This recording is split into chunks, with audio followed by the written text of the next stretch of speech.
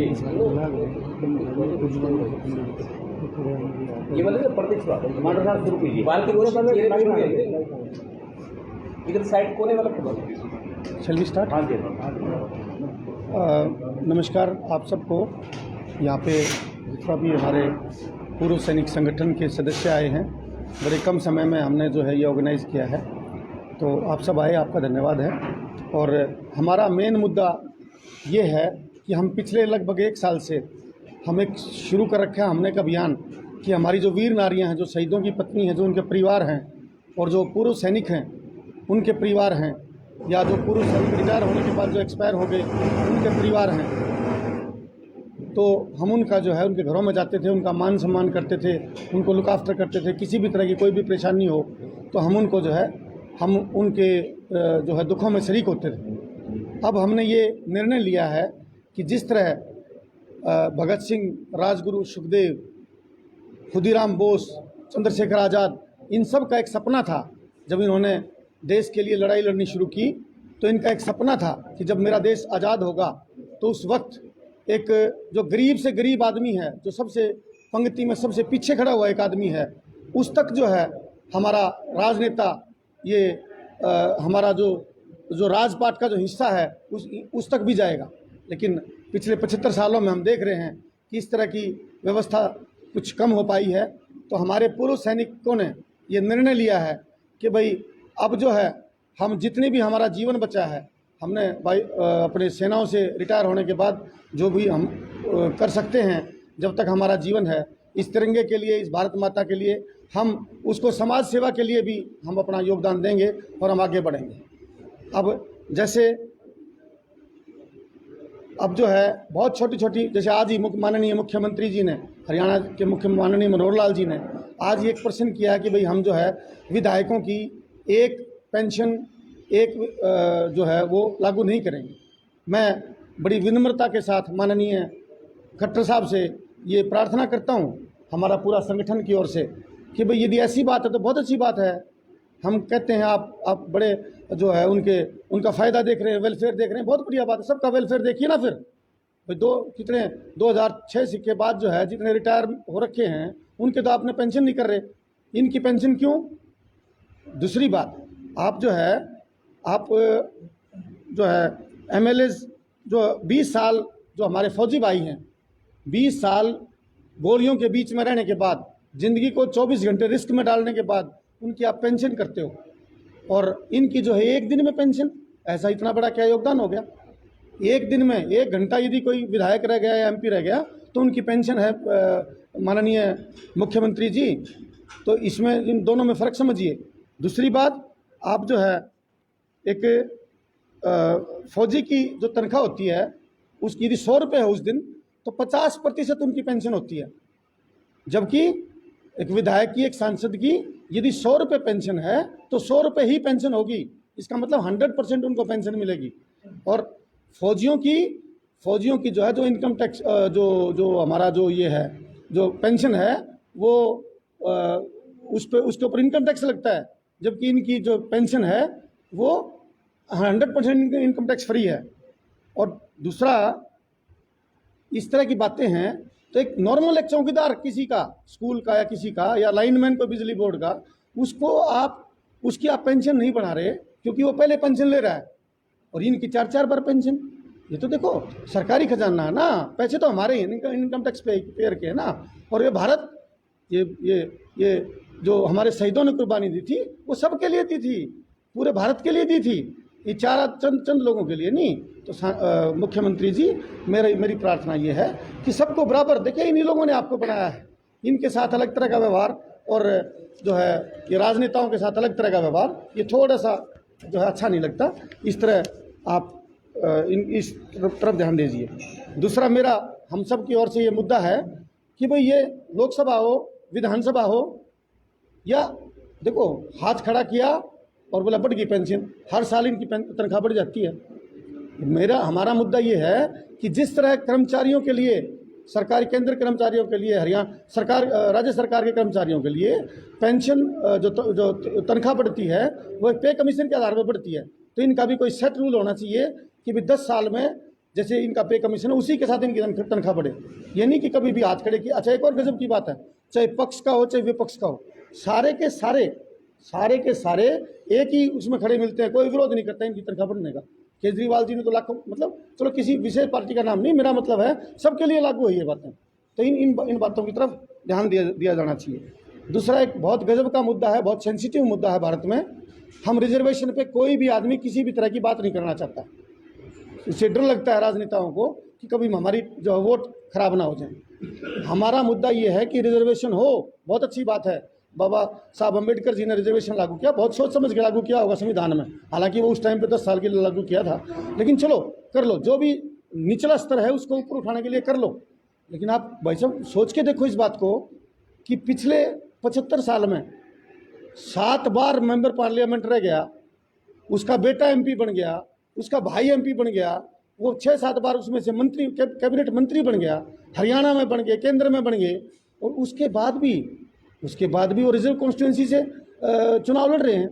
जब तक वही आदमी, जब तक वही परिवार रिजर्व कोटे में जो है चुनाव लड़ता रहेगा, तो मैं बड़ी श्रद्धा से, बड़ी विनम्रता से इस भारत के इस तिरंगे के लिए मैं पूछना चाहता हूँ कि कब तक उन दूसरे जो गरीब बालक हैं, डाणकों के, हरिजनों के, वाल्मीकियों के, उनका नंबर कब आएगा? देखिए, अब इसी तरह नौकरियों में है, एक डीसी लग गया, उसका बच्चा जो फार्म के लिए 100 रुपये दे रहा है। अरे भाई, फिर गरीब पैसे को बचाइए ना, पैसा बचाना हर जगह बचाइए। ये देश को जो है वो एक अगली बात एक और है हमारे फौजियों के लिए ये कि 17 साल, 18 साल में, 20 साल में हम एक फौजी को रिटायर करके उसको सिक्योरिटी गार्ड की नौकरी लगने के लिए छोड़ देते हैं, जबकि उसने देश के लिए अपनी जान देने के लिए गया था। वो तो उसकी जवानी लेकर के आप यहाँ छोड़ दिया, भाई फैक्ट्री में सिक्योरिटी गार्ड की नौकरी कर लेना। वो ट्रेंड मैन पावर है, उसको ऐसा सिस्टम होना चाहिए, चाहे वो हरियाणा का हो, चाहे उत्तराखंड का हो, चाहे झारखंड का हो, ऐसा सिस्टम होना चाहिए कि वहीं से सीधा जो हो वो हरियाणा उसमें राज्य सरकारों में उनको नौकरी मिले, सीधा उनकी पुलिस में जो उनको नौकरी मिले। एक पैरा मिलिट्री जो है फोर्सेज है हमारी, पैरा मिलिट्री फोर्सेज का आपको हैरानी होगी ये जान के कि उनको एक्स सर्विसमैन का दर्जा ही नहीं दिया गया। पैरा मिलिट्री गोलियां वो भी खाते हैं, बीएसएफ के लोग, सीआरपीएफ के लोग, आईटीबीपी के लोग, ये हमारे सीआईएसएफ के लोग हमारे भाई हैं। वो उनकी जब उनको गोलियां लगती है, जब उनकी जान जाती है, तो उनकी पत्नी भी विधवा होती है, दर्द उनके बच्चों को भी होता है, उनके बच्चे भी जो है बिना माँ बाप की ज़िंदगी जीते हैं, जान उन्होंने भी तिरंगे के लिए दी है। इसलिए मेरा अनुरोध है कि इस पूरे मामले को बना के, समझ के, इनको भी शहीद का दर्जा दिया जाए। जब वो उनकी जान बॉर्डर पे जाती है तो उनको भी शहीद का दर्जा मिलना चाहिए। मेडिकल सर्विसेज, उनका इतना बुरा हाल है, दिल्ली जाना पड़ता है। जैसे हमारे को आर्मी, नेवी, एयरफोर्स को ईसीएचएस का मिला हुआ है, ऐसा सिस्टम होना चाहिए कि जिस देश में हमारे जिन नौजवानों ने हमारे लिए जो है कुर्बानी देने के लिए तैयार थे, जिन्होंने हमारे लिए 24-24 घंटे हमारे लिए दी हैं, उनका वो थोड़ी सी भी उनको परेशानी ना हो। जिस भी हॉस्पिटल में, भारत के हॉस्पिटल में चाहें वो जा करके अपना इलाज करवाएं, किसी भी तरह उनकी परेशानी ना हो। ये हमारे पूर्व सैनिक संगठन की आज की मांग है। और एक और बहुत ही मुद्दा मेरे से पत्रकार भाई पूछ रहे थे, बोला जी आज का मुद्दा क्या है? आज का मुद्दा ये है कि फौज जो अपने सरकारी स्कूल हैं, आप समझिए अंग्रेजों के टाइम में एक व्यवस्था थी कि अफसर सिर्फ अंग्रेज ही बनेंगे, हमारे भारत के लोगों को अफसर बनने का कोई अधिकार नहीं था। ऑलमोस्ट वही व्यवस्था आज है। आप ये मेरे से पूछो कैसे, कि गरीबों का बच्चा जो है वो सरकारी स्कूल में पढ़ता है और धनवान का बच्चा जो उसमें कॉन्वेंट में, फलाने में, धमकाने में। ठीक है, अब हो क्या रहा है कि वो कॉन्वेंट स्कूल वाला बच्चा 24 घंटे पढ़ाई पे ध्यान दे रहा है। सरकारी स्कूलों के जो मास्टर हैं उनको आप जनगणना में, राशन में, फलानी काउंटिंग में, ढंकड़ी उस काउंटिंग में लगाए रखते हो।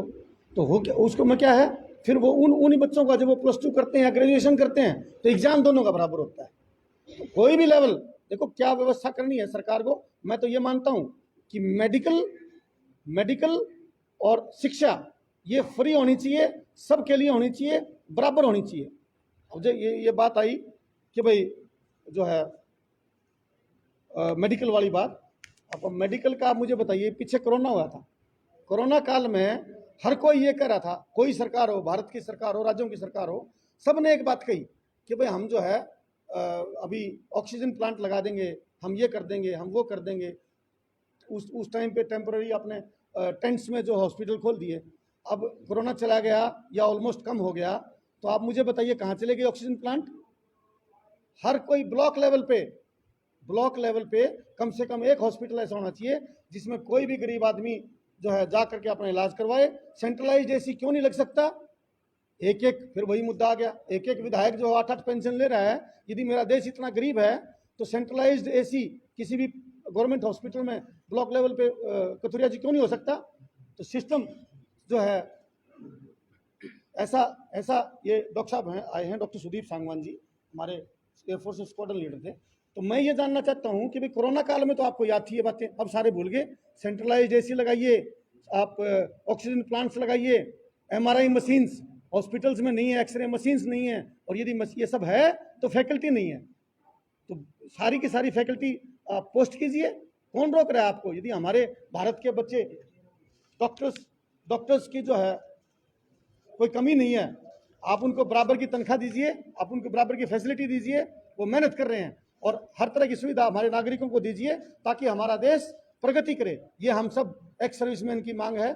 और जो है एक और है टोल टैक्स या रोड टैक्स, एक ही चलेगा, दोनों कैसे चलेंगे? रोड टैक्स भी आप ले रहे हो, फिर टोल टैक्स भी ले रहे हो। इसलिए लोगों को लूटने की बजाय एक सिस्टम बना लीजिए, चाहे 100 रुपये ज़्यादा ले लीजिए, कोई दिक्कत नहीं है, लेकिन एक चलेगा। भाई जो है हम ये फौजी हर वो मुद्दा उठाएंगे जिसमें जो है इस राष्ट्र का भला होगा। हम जिए हैं इस वतन के लिए, मरेंगे इस वतन के लिए, सांस आखिरी सांस तक मेरे सारे फौजी भाई हर वो स्वार्थ त्याग के भारत माता के लिए, इस तिरंगे के लिए, भगत सिंह, राजगुरु, सुखदेव के सपनों को कामयाब करने के लिए हम लड़ते रहेंगे। और एक और गजब का मुद्दा है, भारत रत्न हमने दे दिया, इसको दे दिया, उसको दे दिया, हम सबको नमस्कार करते हैं, सब भारत के रत्न हैं, हमारा बार बार प्रणाम है। लेकिन मैं ये जानना चाहता हूँ कि चंद्रशेखर आज़ाद, भगत सिंह, राजगुरु, सुखदेव, खुदीराम बोस, अतफाक उल्ला खान, क्या इनका योगदान इन जो भारत रत्न जिनको दिया गया है उनसे कम था क्या? इनके बराबर तो होगा ही, यदि ज़्यादा नहीं तो। मेरी जो है केंद्र सरकार से ये मांग है, हमारी पूरे इन फौजियों की, इस तिरंगे के लिए लड़ने वालों की एक मांग है कि इन सबको भी कृपया करके जो है भारत रत्न दिया जाए, ताकि हम गर्व से फील कर सकें कि भारत इस पे लड़ने वालों के लिए, इस माटी के लिए लड़ने वालों के लिए, इस तिरंगे के लिए लड़ने वालों के लिए हमारी पीढ़ी उनको रिकग्निशन देती है, उनको पहचान देती है। और जो है एक और बहुत छोटा सा मुद्दा है, हालांकि इसको ज़्यादा सा तवज्जो नहीं दिया जाना चाहिए केंद्र लेवल पर। करंट में चल रहा है जो कि भाई एक कोई नौजवान जो है भड़कीले बयान देता है कि भाई रोहतक की जो ज़मीन है पैरावर की, वो ब्राह्मणों का गांव है, उसमें उनको दिया जाना चाहिए, उनको ज़मीन दी जानी चाहिए। मैं भी मुख्यमंत्री जी से प्रार्थना करता हूं, हम सब पूरे संगठन की ओर से, कि वो उनको दी जानी चाहिए। उन्हीं की ज़मीन है, उन्हीं को दे दो, बहुत अच्छी बात है। और ये इसलिए नहीं कि वो ब्राह्मणों की ज़मीन है और ये ब्राह्मण है वो ब्राह्मण है। यदि कोई जाटों की ज़मीन है तो जाट संस्था को देना चाहता है, दे दो भाई। कोई सैनियों की ज़मीन दे दो। उसका कारण ये है कि सरकार अपना पैसा खर्चेगी, बिरादरी के नाम पे ये लोग मेडिकल कॉलेज बनाएंगे, बहुत अच्छी बात है, उसमें डॉक्टर तो सबके ही बनेंगे, उसमें पेशेंट इलाज तो सबका ही होगा। तो यदि बिरादरी के नाम पे भी यदि वो देश सेवा करना चाहते हैं, समाज सेवा करना चाहते हैं, तो उसमें बुराई कुछ नहीं है। रही बात उस मेरे भड़कीले नौजवान की, मेरा उससे एक ही प्रार्थना है कि भाई देखो, यदि हम हरियाणा को एक परिवार माने, तो आज का मुखिया जो है उस परिवार का मुखिया हरियाणा का मुख्यमंत्री है, और जो कि तकरीबन मेरे ख्याल में 70 साल की उम्र होगी। एक परिवार के मुखिया के लिए इस तरह के, देखो राजनीति करना अलग बात है, संस्कार, सभ्यता, उससे जो है हमने अपना, देखो एक पंडित लक्ष्मीचंद की लाइन है, गिरते गिरते मानस गिर जा, कितना ठिकाना चाहिए, एक ठिकाना रखना चाहिए, एक मर्यादित भाषा में इस्तेमाल करें। और इस तरह की गाड़ देंगे, ज़मीन में गाड़ देंगे, नाड़ काट, किसकी ज़मीन नाड़ काट दोगे भाई? यदि यही बातें जो है आप किसी और नेताओं के लिए करते, ये तो खट्टर साहब हैं, बड़े सभ्य संस्कारी संघ के, उनका वो है। मेरा एक और सुन लो, मेरा किसी पार्टी से कोई लेना देना नहीं है, लेकिन क्योंकि वो हरियाणा से हैं, मैं हरियाणा की माटी में मैंने जन्म लिया है, इन सब भाइयों ने देश की सेवा किए, लेकिन हमारी जननी हरियाणा की भूमि है, भारत की भूमि है, तो इस तरह की भाषा का इस्तेमाल ना हो और अपने निजी स्वार्थों के लिए आपने जो भी बनना हो, एमपी बने, राष्ट्रपति बने, प्रधानमंत्री बने, हमने कोई मतलब नहीं है इस बात से, लेकिन अपने निजी स्वार्थ के लिए बिरादरी को जो है मैं कहूँगा लांछन ना लगाएं तो ये बेहतर होगा। और इन्हीं शब्दों के साथ मेरा आज का जो